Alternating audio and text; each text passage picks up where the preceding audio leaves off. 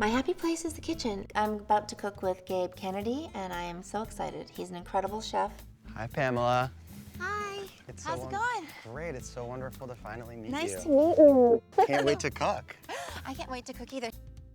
We're gonna make some crispy sweet potato fries. Nice. I'm a sucker for crunchy, salty, fatty. That's my style. Okay, so we're doing this. Any time we're cutting a hard vegetable, we have to just make sure that our surface is really flat. And you have quite a round one, so just level it off by taking a little piece off of one end. Yeah, just so you have a nice, beautiful. So now you have a sturdy working surface, and then probably a 1/4 inch thick. That beautiful, guy? perfect, like absolutely perfect. And then we're just gonna go even size. I love that you're making these little thin. I was just like obsessing on my favorite French fries. Very matchsticky, very crispy. I'm really into this already. Look how cool that looks. Yeah, it's fantastic.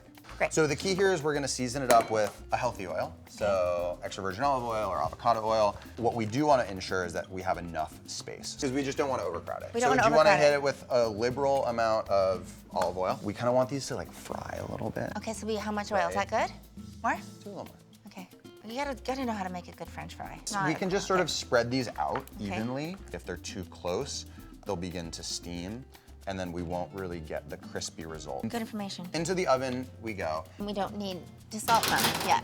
Yeah, we can salt them towards the end just because we want to get them as crispy as we can.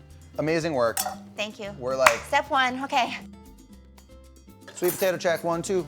Nice and crispy. Nice and crispy. Okay, I'll Hold try on, one. You can try it. Okay.